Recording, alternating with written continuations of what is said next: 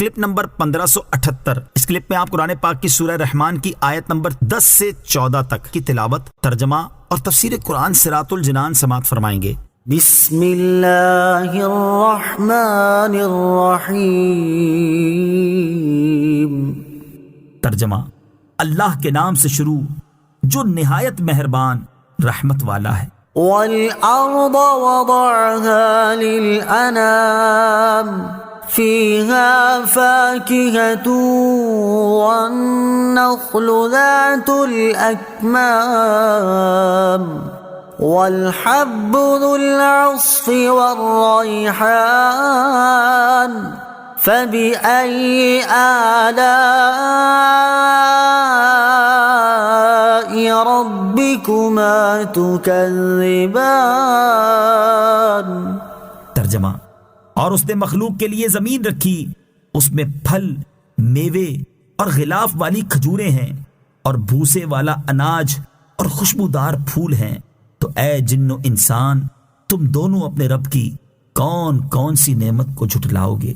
وَالْأَرْضَ وَضَعَهَا لِلْأَنَامِ، اور اس نے مخلوق کے لیے زمین رکھی۔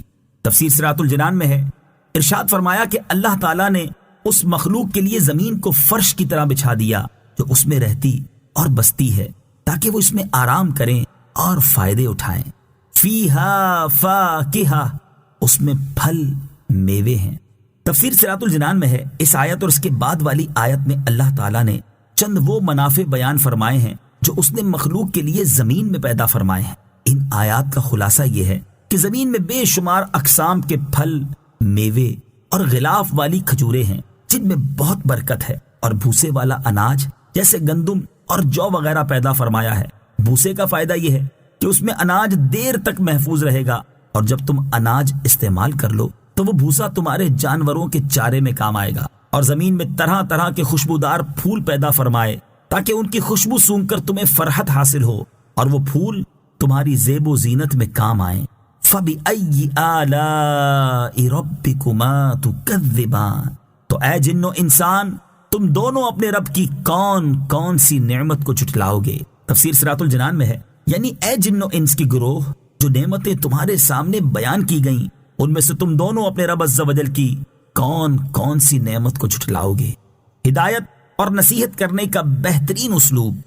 اس سورہ مبارکہ میں یہ آیت 31 بار آئی ہے، اور اس صورت میں بار بار نعمتوں کا ذکر فرما کر یہ ارشاد فرمایا گیا ہے کہ تم اپنے رب عز و جل کی کون کون سی نعمت کو جھٹلاؤ گے۔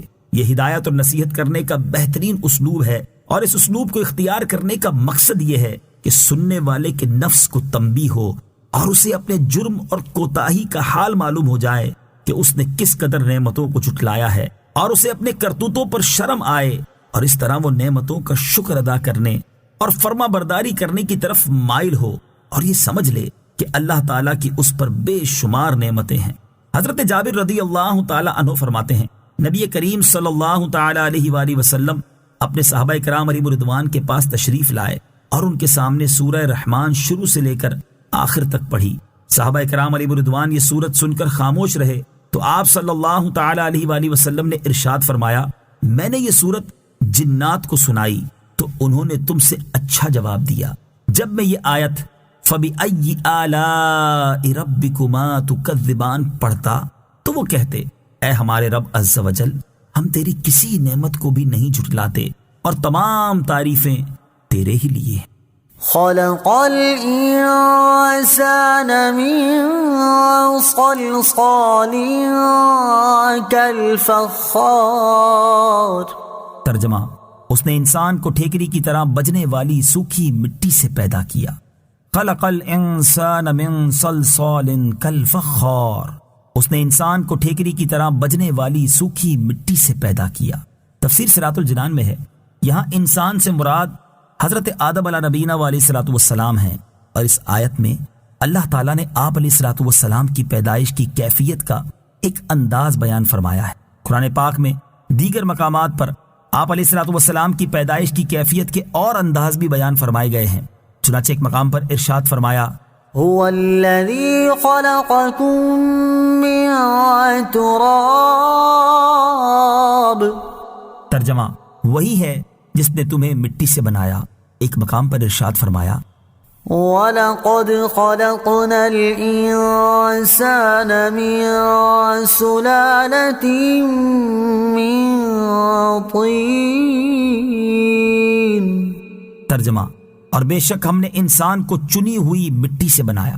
ایک اور مقام پر ارشاد فرمایا إِنَّا خَلَقْنَاهُمْ مِنْ طِينٍ لَازِبٍ۔ ترجمہ، بے شک ہم نے انہیں چپکنے والی مٹی سے بنایا۔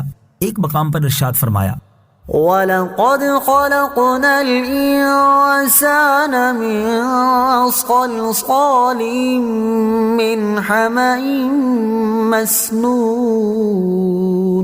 ترجمہ، اور بے شک ہم نے انسان کو خشک بجتی ہوئی مٹی سے بنایا جو ایسے سیاہ گارے کی تھی جس سے بو آتی تھی۔ ان سب آیات کا معنی ایک ہی ہے، اور اس کی تفصیل یہ ہے کہ حضرت آدم علیہ نبینا علیہ الصلوۃ والسلام کی پیدائش سے پہلے ہر قسم کی مٹی جمع فرمائی گئی، پھر اسے پانی سے گوندا گیا تو وہ مٹی ایسا سیاہ گارا بن گئی جس سے بو آتی تھی۔ اس سے اللہ تعالیٰ نے حضرت آدم علیہ نبینا علیہ الصلوۃ والسلام کا جسم مبارک بنایا، اور جب وہ مٹی خشک ہو گئی تو ہوا گزرنے کی وجہ سے ٹھیکری کی طرح بجنے